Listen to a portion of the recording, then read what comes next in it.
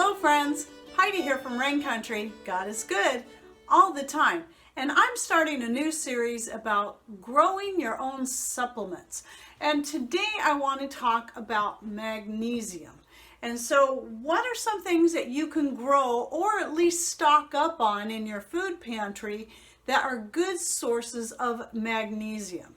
Now, before I get into talking about the foods rich in magnesium, especially those that are easy to grow, I want to first talk about why I'm doing this series about growing your own supplements. And I do have a video actually about my thoughts on supplements, and I'll go ahead and link to that right up here.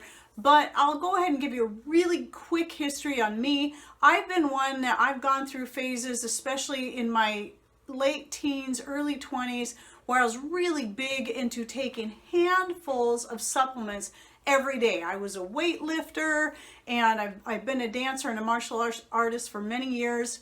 Well, I've been a dancer all my life and a martial artist for a good part of that. But anyway, I would take handfuls of supplements every day. You know, that would be my breakfast. And I believed in them. And through the years, I've started to change the way I see supplements quite a bit. And it seems to me that everyone that's pushing a supplement, even if it's a whole food type supplement, they always have something to sell. And that always kind of raises a red flag to me. And so when you go to these websites that say everybody is magnesium deficient and everybody is vitamin D deficient, which I actually believe, when you look really closely at a lot of these places, they all have a product to sell you. The same goes with iodine and any other supplement.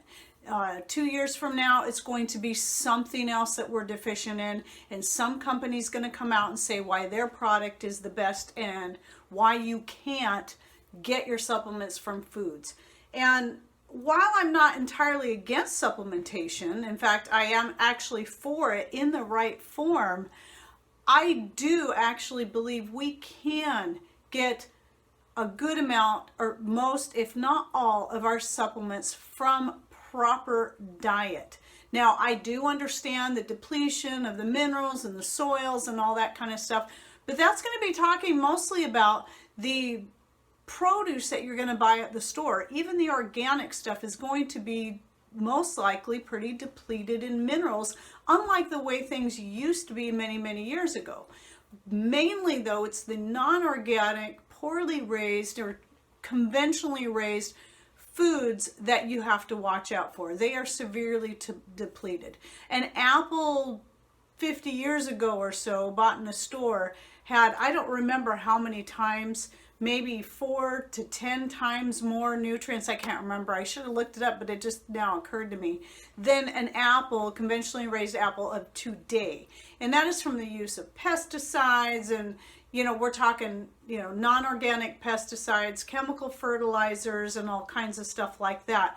And rather than doing things a more organic way. And so this is why I also come back to the importance of doing what you can to grow your own produce as much as you can. Even if it's just a little bit, even if it's just one little kale plant or something in a pot somewhere where, pick something that is going to be the highest in nutrients. And I recommend leafy greens for that because they're typically the most easy to grow and the most nutrient dense. So let's get on to the topic of the magnesium. So talking about magnesium in itself, it plays a really important part in our health all the way around. And we've been hearing for some time about how low magnesium, or magnesium deficiencies can cause all kinds of problems. And I did write down a list here. A lot of those are depression, migraines, or just constant headaches, brain fog, insomnia, anxiety, weakness, lethargy, muscle cramps, irritability, and impaired memory are just a few of the things that a magnesium deficiency can cause. Now let's talk about some foods that you can grow or at least stock up on that are rich in magnesium. What I'm going to start with is the list of the things that I think are the easiest to grow and that what most people should be able to grow in their area no matter where they are. And again, as I said before, one of those are going to be your dark leafy greens. Now, out of these, depending on where you are, some are going to be easier to grow than others. But here's my list that I have. These are all high in magnesium.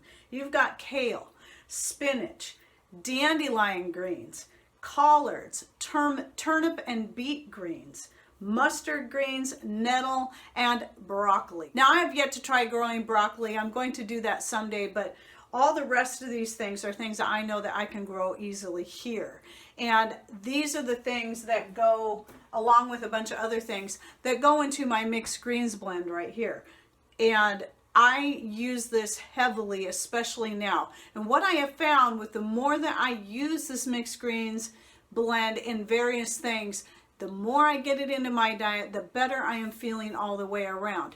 Now, some of you may remember my video I did on the health benefits of eggshells. I'll go ahead and link to that right up here. I still believe in that, but here's what I've discovered is now, especially now that the kale is coming in and the nettle is coming in, this is what's back here in this basket. Right here is my stinging nettle. It's some nice big leaves. Look at this one here.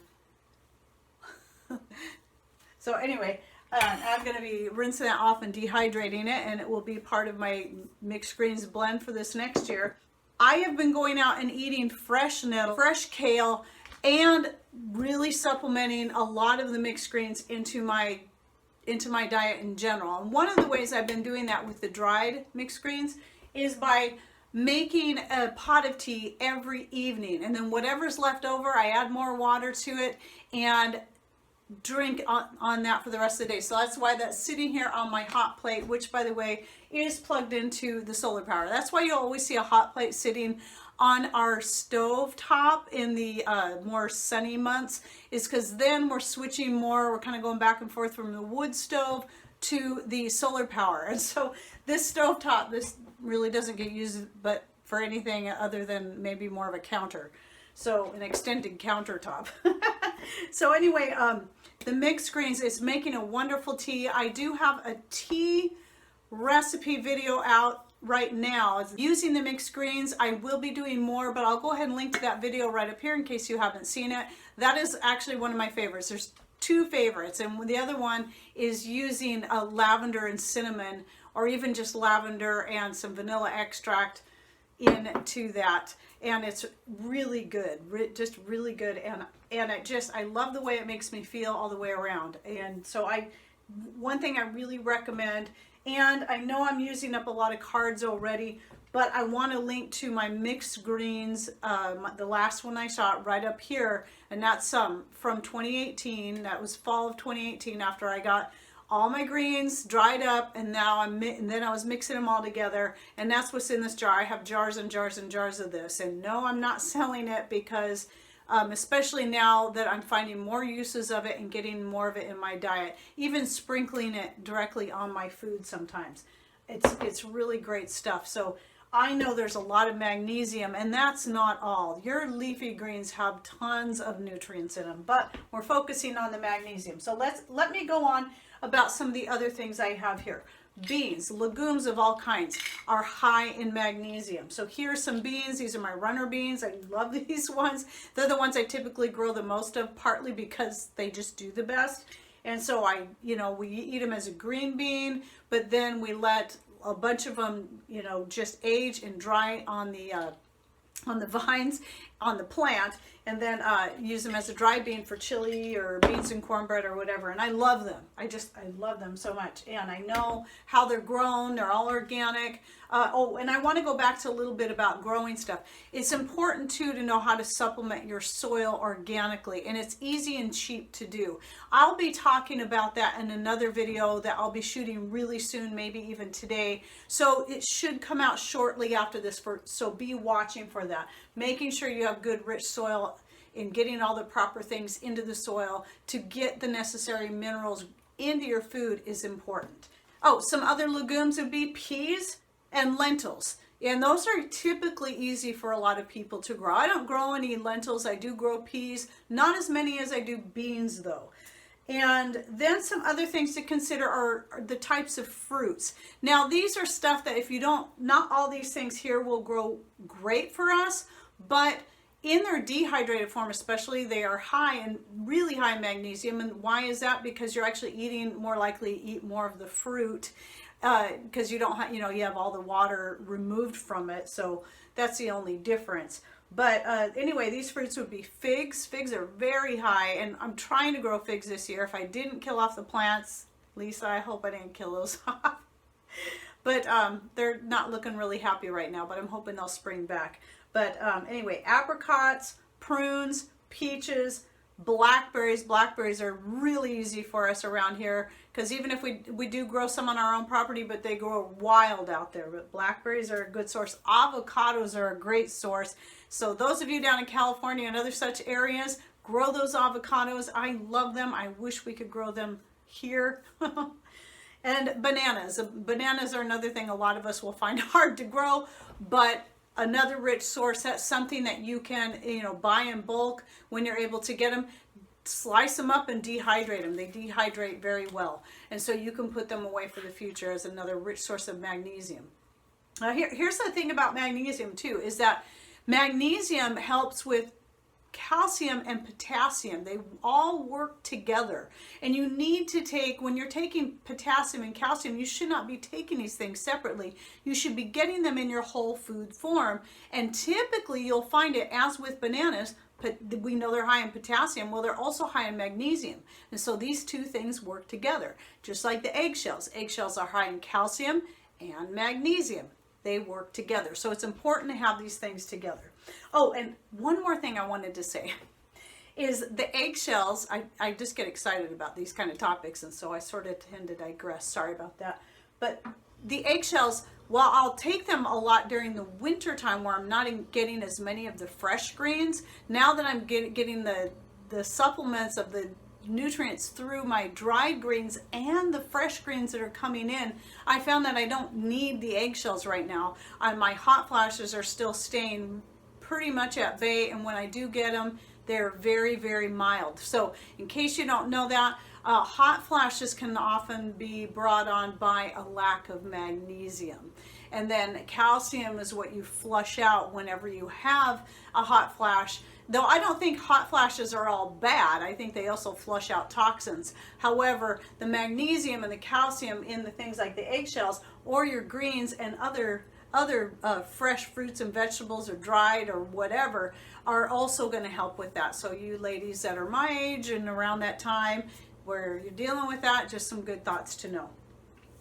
Okay, some other things that if you can grow, which we hope someday to be able to get at least an almond tree. Nuts. The top three that are highest, and all nuts have magnesium in them, but the top three highest ones are your Brazil nuts, cashews, and almonds. And I think we can grow almonds around our area, and that was one of the trees we'd consider getting. We may just wait until we're still looking at some property. Even if we're still hunting, what we might do is get a chunk of property and start working on it, putting in trees like, nut trees and stuff. And I know that almonds is one of the ones I definitely like to put in. So I already talked about legumes. Now another thing is whole grains. Whole grains are very high in magnesium. And so obviously this isn't going to be the choice, because you're looking specifically more at your wheat grains. This is not going to be the best choice for those who have to be gluten-free, but if you're not gluten-free, then look at your grains. So we don't grow these here yet because we just don't have the space, but if we ever do get some space, I would like to start growing my own ancient grains like the einkorn and the emmer wheats and stuff like that. But anyway, this pan here of grains are grains that I've soaked. This is a mix of emmer, soft white wheat, hard white wheat, and spelt. And these, I had them drying on the wood stove because we're at that time of year. It's kind of in between. The fires are going occasionally. We don't have a fire going today, but I'm almost thinking about building one because I'm getting a little chilly. And then here's some more that I had. And so I soak them, and then I dry them, and then I grind them up for our breads, which I plan on doing today because I want to make a loaf of bread to go with our soup for tonight. And if you are gluten-free, then the other ones that are high in magnesium that are really great are buckwheat. I love buckwheat. That's something I would also love to grow if we ever get the space for it. And then also quinoa is another one. And then don't forget your other seeds like chia, pumpkin, flax, poppy seed, and sunflower seeds. And so some of these can be used for flowers too. Now right here I have whole flax seed, because if you're going to stock up on flax seeds, we don't grow it, but I stock up on them. Stock up on them in their whole form, not their ground form, and then you can grind them yourself. Now I don't like to grind flaxseed because they tend to gum up the well, not gum it up, but they take a long time to go through the grain mill. So what I like to do with the flax is add them in whole, but I always soak them, because you really need to break down that hard outer shell on them. And most of your seeds, nuts, and beans need to be soaked anyway. It's always going to be the best way to consume them. But poppy seeds were the first thing many years ago. I found out they were high in magnesium and manganese and other really necessary minerals. And so I stocked up on these first and started using them in pretty much any kind of bread type thing that I made, even non-bread things, like even adding stuff like this to meatloaves and stuff, so we can get more of those minerals in our diet. But these are a couple of things, and chia seeds. So I stock up. These are all things I don't grow, but I stock up on. Now, I would think some of this stuff would probably be pretty easy to grow. Like a lot of people grow poppies. We may do that someday. And chia, remember chia pets? That's pretty easy to grow, right? So anyway, just a few ideas there. Now to some foods that you may not necessarily be able to grow. Most likely won't be able to grow, but you can find and stock up on. And that is one of the and this is cool. You guys are gonna, especially ladies, you're gonna love this one. The very top thing, highest in magnesium, is your cacao or your chocolate. So they'll recommend dark chocolate. What I recommend is stocking up on things like your cacao butter and your raw organic, make sure you go with organic cacao powder, and then you can make your own healthy chocolates. And I have lots of recipes on that, and that's what I'm going to be doing today. Today I'm making an orange chocolate using some of my a little bit of orange essential oil, some of my orange extract, and orange peel in that, along with these other things. And so the other thing that I like to use cacao in is my jet fueled latte blend. And I'll go ahead and link to a recipe on this. I think that makes card number 5 for there. So if I mention any more, I'll try to either put them in the end cards, or I'll try to remember to link them in down below in a comment, and I'll pin it to the top. But anyway, my jet fueled latte blend is the main ingredient in this is cacao, and this is something I'll add. So I was talking about the tea. So in the morning I'll drink the tea, in the evening, and there'll be a little bit left in the pot. I'll water it down, I'll add more water to it, and then after I brew it, I'll pour it in a cup and add about a teaspoon to a tablespoon of the jet fueled latte blend into that. And that also has ashwagandha and some other good stuff in it. If you need to make supplements, because maybe some of this stuff or some of these things that whatever it is that I'm talking about, eggshells or whatever. Now me, a lot of times I'll just take a spoonful of crushed eggshells and then rinse it down with some water or tea. But you can also make your own. You know, like here I've got turmeric, moringa. You know, I keep trying to grow turmeric. I haven't tried moringa yet. I do plan to do that someday. And so turmeric doesn't like me at all. I keep trying it in so many different ways, and it just will not grow for me. And then if you have a hard time taking the eggshells, you can always put it in a capsule form like this. So this is one way I will supplement, especially if I'm not feeling good. You know, if I feel like I'm possibly getting a cold, or maybe Pat is, then I'll supplement by giving us, you know, 1 or 2 of these different things, you know, the turmeric and the moringa. Though moringa is a vegetable, it can be used in just about anything too. If you're growing it especially, add it to your mixed greens blend. It's just super, super high in good nutrients. And in fact, I didn't look, but I wouldn't be surprised. It's probably high in magnesium as well. Okay, and then the last thing, the last food that you can get is look at your fatty fishes. Now for us, it's fairly easy because we live close to the coast. We can get wild caught salmon and different things like that. But I also like to stock up on sardines. Sardines are an excellent source of magnesium, and I happen to really like sardines. And so Costco carries a really good brand.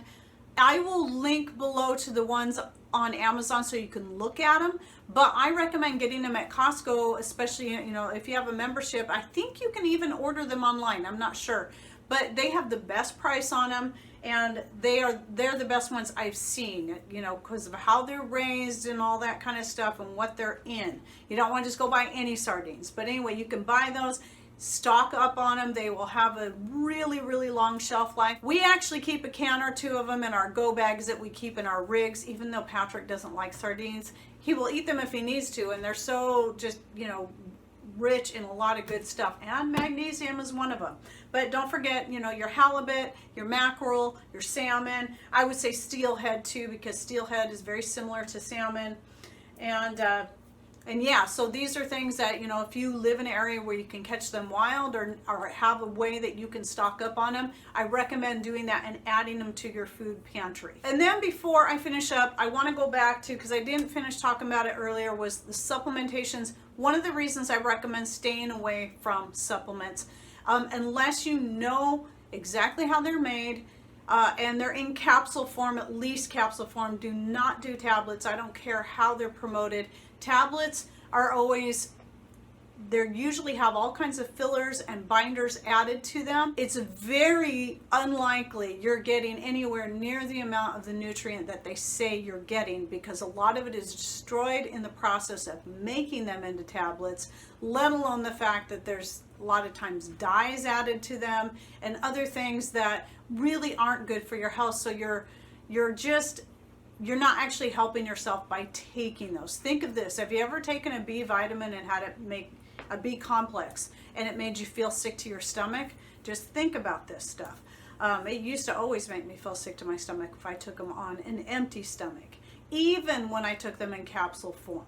And then on top of that, supplements, you know, dividing out your different supplements separately and taking them separately is not the way we were intended to get the supplements into our diet. They are meant to be taken together because they all work together, just like I said with the magnesium, potassium, and calcium. And most, if not all, of your other nutrients, all minerals and vitamins, they all work together. There's a synergy there. You need to take things together, and that's why whole foods are so much more important than taking handfuls of supplements. Okay, well, I hope you enjoyed this video and that you found it helpful, and I plan to do more of these coming down the road. And don't forget to leave your comments below, like and subscribe if you're new here, and we'll see you on the next video. Thanks for watching. Take care, and God bless.